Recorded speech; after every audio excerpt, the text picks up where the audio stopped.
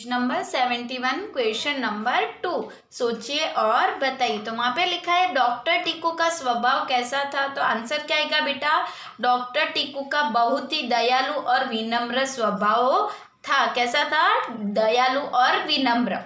Question number 2 doctor Tiku घायल हिरन को छोड़कर सिंहराज के पास चले जाते तो क्या होता।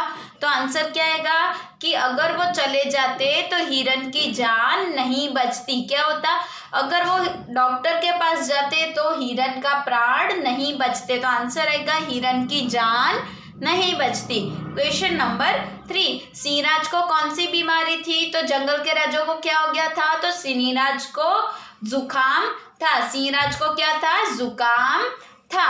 क्वेश्चन नंबर 1 लिखित। क्वेश्चन नंबर 1 किसने किससे कहा सही उत्तर में राइट का निशान लगाओ। मेरे लिए तो सब बराबर है, जो अधिक बीमार है उसे पहले देखूंगा। तो ये डॉक्टर ने टीकू वनराज से कहा या डॉक्टर टीकू ने गप्पू से कहा। तो ये क्या कहते हैं, डॉक्टर टीकू गप्पू से कहते हैं। तो टिक करो, डॉक्टर टीकू ने गप्पू से। सेकंड, चलो मैं अभी उसकी खबर लेता हूँ। वनराज ने गप्पू से कहा या गप्पू ने टीकू से। तो ये जंगल के राजा वनराज ने कहा था। किससे कहा था, तो गप्पू से। तो टिक करो, वनराज ने गप्पू से। क्वेश्चन नंबर 2 दिए गए वाक्यों को पढ़िए और रंगीन शब्दों के लिए उचित मुहावरे के निशान लगाएं। यहाँ पे क्या करना है, हमें मुहावरे पे टिक करना है। तो गप्पू ने श्रीराज को बढ़ा चढ़ाकर बात बताई। तो बढ़ा चढ़ाकर बात बताई, देखो ग्रीन वर्ड से। तो यहाँ पे बढ़ा चढ़ाकर बात बताई का मतलब क्या होता है, नमक मिर्च लगाना या जी छोटा करना। तो क्या होता है, नमक मिर्च लगाना। बढ़ा चढ़ाकर बोलना मतलब जो बात नहीं होती है वो भी बता रहा है, उसे कहते हैं बढ़ा चढ़ाकर बोलना। तो टिक करो, बढ़ा चढ़ाकर बोलना। क्वेश्चन नंबर 2 डॉक्टर टीकू ने आने से साफ मना कर दिया। साफ मना कर दिया तो गांठ बांध लेना या टकासा जवाब देना। तो आंसर क्या आता है बेटा, टकासा जवाब देना मतलब कि इनकार कर देना। क्वेश्चन नंबर 3 गप्पू की बात सुनकर श्रीराज क्रोधित हो गए। क्रोधित होना का क्या होता है, आग बबूला होना या दांत खट्टे करना। तो क्या हो जाता है, क्रोधित होना मतलब गुस्से में आ जाना। तो आंसर आएगा आग बबूला होना। पेज टर्न करो 72। क्वेश्चन नंबर 3 उदाहरण देखिए और दिए गए शब्दों के लिंग बदलकर लिखे। तो बेटा आपको मैंने करवाया था, लिंग तो 2 टाइप्स के होते हैं, 2 टाइप्स के होते हैं, स्त्रीलिंग पुल्लिंग। जो स्त्री के लिए यूज होता है उसे कहते हैं स्त्रीलिंग और जो पुरुष के लिए होता है उसे कहते हैं पुल्लिंग। तो सिंह क्या है, स्त्रीलिंग है या पुल्लिंग। तो बेटा ये पुल्लिंग है। तो ये पुल्लिंग का स्त्रीलिंग क्या होगा, सिंहनी। हाथी पुल्लिंग है तो हाथी के स्त्रीलिंग को क्या कहते हैं, हथिनी। शेर क्या है, पुल्लिंग है पर पुल्लिंग का स्त्रीलिंग करेंगे तो क्या होगा, शेरनी। तो बेटा जो वर्ड स्त्री के लिए यूज होता है उससे कहते हैं स्त्रीलिंग और जो वर्ड्स पुरुष के लिए होते हैं, जेंट्स के लिए यूज कहते हैं उसे कहते हैं पुल्लिंग। तो 2 टाइप से, स्त्रीलिंग और पुल्लिंग। क्वेश्चन नंबर 4 दिए गए वाक्यों में संज्ञा शब्दों पर गोला और क्रिया शब्दों पर रेखांकित करो। सबसे पहले तो बेटा संज्ञा मतलब क्या और क्रिया मतलब क्या। तो क्रिया मतलब तो आपको पता है कि एक्शन, पर संज्ञा मतलब क्या, किसी को याद है। तो मैंने आपको करवाया था, किसी पर्सन प्लेस पर या किसी भी थिंग्स के बारे में बात की गई हो उसे कहते हैं संज्ञा। किसी व्यक्ति प्राणी वस्तु स्थान की बात की गई हो उसे कहते हैं संज्ञा। तो यहाँ पे हमें क्या करना है, संज्ञा पे सर्कल और एक्शन मतलब क्रिया पे अंडरलाइन करना है। तो अचानक एक हिरन वहां आया। तो यहाँ पे देखो बेटा हिरन संज्ञा है, क्यों, क्योंकि ये एक नेम है, एनिमल्स का नेम है। और एक्शन क्या है, वो आया। तो अंडरलाइन करेंगे आया पे और सर्कल करेंगे हिरन पे।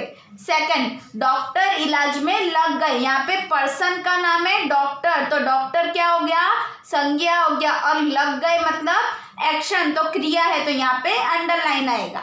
थर्ड, पहले उन्होंने सिंहराज की जांच की। सिंहराज बेटा एक पर्सन है, तो मैंने बोला था ना किसी पर्सन प्लेस की बात हो उसे संज्ञा कहते हैं। तो सिंहराज पे सर्कल करो और जांच की मतलब वो क्या है, उन्होंने चेक किया, वो है एक्शन। तो जांच की पे अंडरलाइन करो। क्वेश्चन नंबर 4 टीकू ने अच्छे से समझाया। टीकू एक पर्सन है तो यहाँ पे अंडर सर्कल करो और समझाया मतलब उनको एक्सप्लेन करना, वो एक एक्शन है, तो समझाया पे अंडरलाइन करो।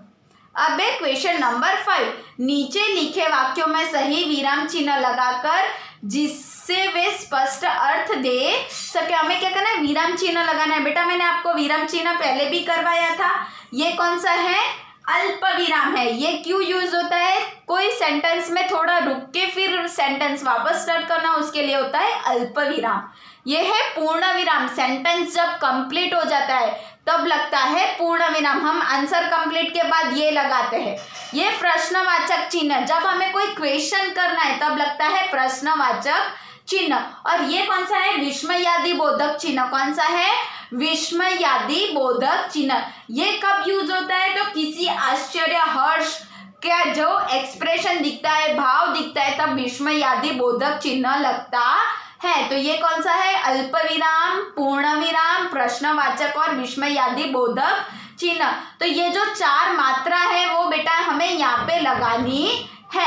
तो यहाँ पे क्या लिखा है, देखो फर्स्ट, जो अधिक बीमार है उसे पहले देखूंगा। यहाँ पे थोड़ा रुके है तो उसके लिए क्या आएगा, अल्प विराम। तो यहाँ पे करो अल्प विराम। अब उससे पहले देखूंगा, ये क्या हुआ, सेंटेंस भी कंप्लीट हो गया, तो यहाँ पे आएगा पूर्ण विराम। गप्पू इस हिरण के प्राण संकट में है। यहाँ पे क्या लिखा है, गप्पू इस हिरण के प्राण संकट में। तो आप बताओ कि बेटा यहाँ पे क्या आएगा, तो गप्पू के बाद क्या आएगा, विस्मयादि बोधक चिन्ह, और हिरण के प्राण संकट में है, सेंटेंस कंप्लीट हो गया, तो यहाँ पे भी आएगा पूर्ण विराम। थर्ड, क्यों टीकू तुमने मेरे आदेश का पालन क्यों नहीं किया। तो यहाँ पे क्या आएगा, क्यों टीकू, यहाँ पे कौन सा भाव आ रहा है, विस्मयादि बोधक चिन्ह वाला। तो यहाँ पे करो विस्मयादि बोधक चिन्ह, और यहाँ पे क्या लिखा है, तुमने मेरे आदेश का पालन क्यों नहीं किया। यहाँ पे क्वेश्चन किया गया है, तो यहाँ पे आएगा प्रश्नवाचक चिन्ह। हुजूर मैं तो आपका वफादार सेवक हूं। तो यहाँ पे हुजूर के बाद क्या आएगा, विस्मयादि बोधक चिन्ह, और यहाँ पे आएगा फुल स्टॉप, क्योंकि यहाँ पे आएगा फुल स्टॉप, क्योंकि यहाँ पूरा सेंटेंस कंप्लीट हो चुका है। अब क्वेश्चन नंबर 6, दिए गए प्रश्नों के उत्तर लिखिए। क्वेश्चन नंबर 1, गप्पू गिद्दड़ कैसा और किसका सेवक था। तो गप्पू गिद्दड़ सिंहराज का सेवक था और इधर उधर की बात उधर करने में उस्ताद था। वो कौन था, जंगल के राजा का सेवक था, और वो यहाँ की वहां बातें करता था। वनराज ने गप्पू को क्या सजा दी। तो वनराज ने गप्पू को टीकू डॉक्टर के दवाखाने में उसकी मदद करने की सजा दी। क्वेश्चन नंबर 3, वनराज ने डॉक्टर टीकू को सजा क्यों नहीं दी। तो आंसर आएगा, वनराज ने डॉक्टर टीकू को सजा इसलिए नहीं दी क्योंकि उसने बिना भेदभाव किए एक हिरण का इलाज किया और अपने कर्तव्य का पालन किया। क्वेश्चन नंबर 4, इस पाठ से आपको क्या सीख मिली, मतलब आपको क्या सीखने मिला। तो इस पाठ से हमें सीखने मिला कि हमें कभी भी छोटे या बड़े के बीच में भेदभाव नहीं करना चाहिए तथा अपने कर्तव्य का पालन करना चाहिए। हमें कभी भी किसी को छोटा या बड़ा नहीं समझना चाहिए। अब देखो बेटा यहाँ पे क्या लिखा है, दिए गए चित्रों को देखकर इनके नाम लिखिए और पता लगाकर बताइए कि इनका प्रयोग किस लिए किया जाता है। तो ये तीनों चीजें डॉक्टर के पास होती है। तो यहाँ पे लिखो HW, ये आपको घर से करना है। इसको हिंदी में क्या कहते हैं वो आपको लिखना है और आपको जानना है कि ये किसके लिए यूज होता है। तो यहाँ पे हमारा चैप्टर खत्म हुआ। आपको होमवर्क में 2 टाइम हार्डवर्ड्स जो मैं टिक करके भेजूंगी वो लिखने हैं, 2 टाइम शब्द अर्थ, 2 टाइम क्वेश्चन आंसर लिखना है और आपको आपकी टेक्स्ट बुक फिलअप करनी है।